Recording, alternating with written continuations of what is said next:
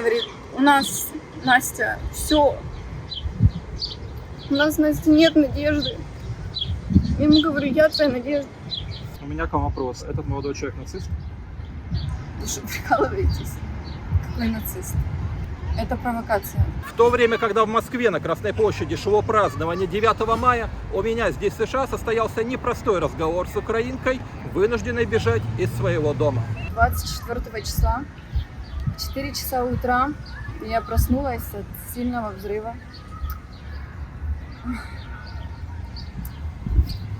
Просто волной колыхнула. Тюль, пришлось подойти взрывы. Добежала за машиной, я помню, такой волной просто меня, как будто ветер, такой горячий ветер кидает твое тело. Собрались, поехали, у меня маленький ребенок. Все было просто вот такими вот руками, такой животный такой страх. И земля уходит из-под ног. И я помню звонок брата, когда у меня мурашки были. Просто Настя, война. Он всегда был аккуратно к этому относился, к войне и всему остальному. Он до последнего не верил в то, что будут какие-то военные действия на территории Украины. И тут он мне позвонил: Настя, собирайся, пакуй вещи, ты едешь на Закарпатье. Я подъезжаю к его дому, он мне ставит бутыли с водой. Километры машин, пробки, мы едем через какие-то села, в объезды, приезжаем. И каждый вечер, когда ты засыпаешь, и ты не знаешь, ты проснешься или нет, хотя на Закарпатье плюс-минус было безопасно, но вот это именно чувство, когда ты засыпаешь, но ты не уверен до конца, вот проснешься ты вот завтра или нет. Когда просыпаешься, понимаешь, что мрак. Вот до сих пор для меня февраль. Вот первые там недель 5 это был как один просто день. Я помню, я засыпаю, просыпаюсь. Если бы меня там через 2 недели спросили, сколько дней прошло, а я бы сказала, я не знаю. Когда ты понимаешь, что твою страну бомбят, люди, которые тебе дороги, они просто не могут выехать с города. Сжигают людей с детьми просто в машинах, их бомбят, просто пепел. Это моя земля, это мои люди. И очень больно, то, что в один день кто-то решает забрать то, что ты любишь, любил, то, что дорого тебе, то, что чем ты жил, дышал. Сейчас мой бывший парень, мы очень близки с ним, он азовец, и он сейчас на Азовстале. Говорит, что максимум у них есть неделя. А вы сказали, что бывший ваш молодой человек, он из батальона Азов, да? Азов. Угу. У меня к вам вопрос. Этот молодой человек нацист? Вы что, прикалываетесь? Какой нацист? Это провокация. Это человек, который любит Украину, который готов за нее сражаться, готов отстаивать.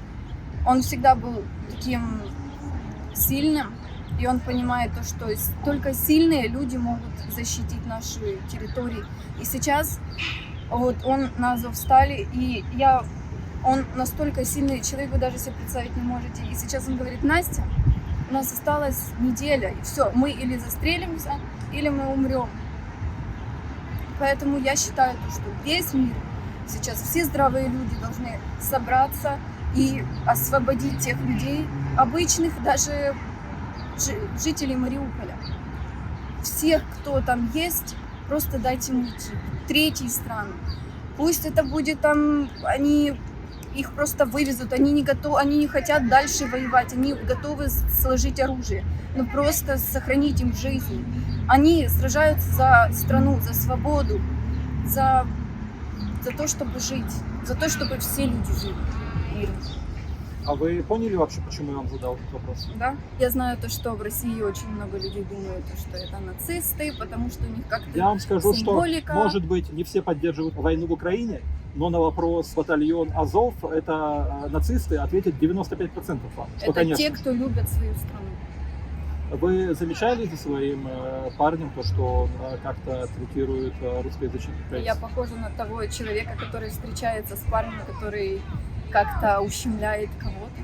Мой парень свободный человек, который любит свою страну, который готов защищать меня, моего ребенка, чтобы мы спали спокойно и чтобы никакая мразь больше нас не смогла как-то тронуть. Он сам разговаривает на русском языке, то есть и я всегда с ним разговаривала на русском языке. Это нет и не было никогда притеснения русского языка, никогда его не было.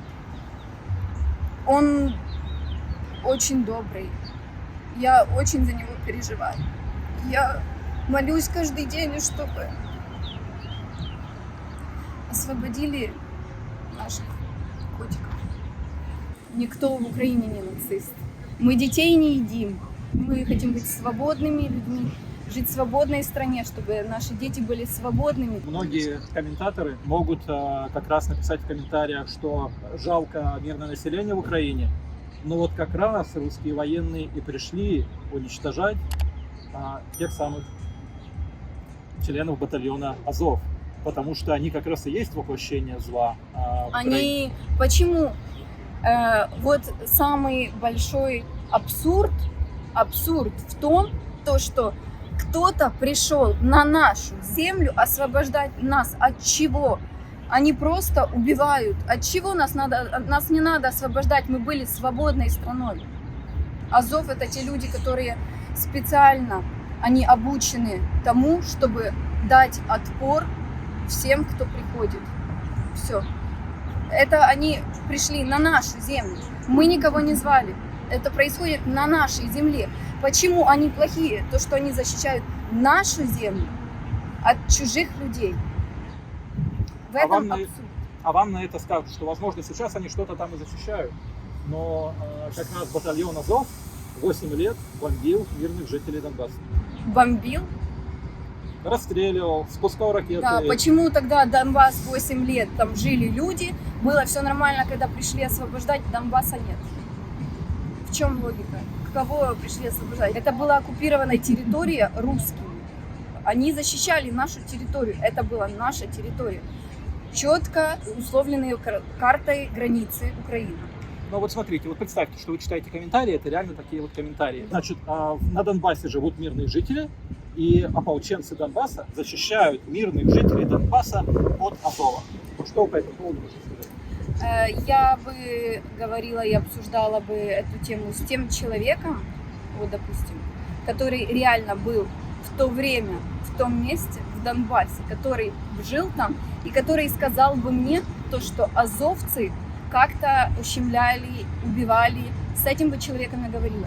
Со всеми людьми, которые находятся в России, которые как-то даже косвенно не относятся к этой ситуации, говорить я даже бы не стала. Они не знают больше ничего, кроме своей пропаганды. Я когда общалась с русскими девочками, которые приехали сюда, они мне объясняли, я говорю: Настя, у нас даже нету никакой информации, кроме той, что нам дают.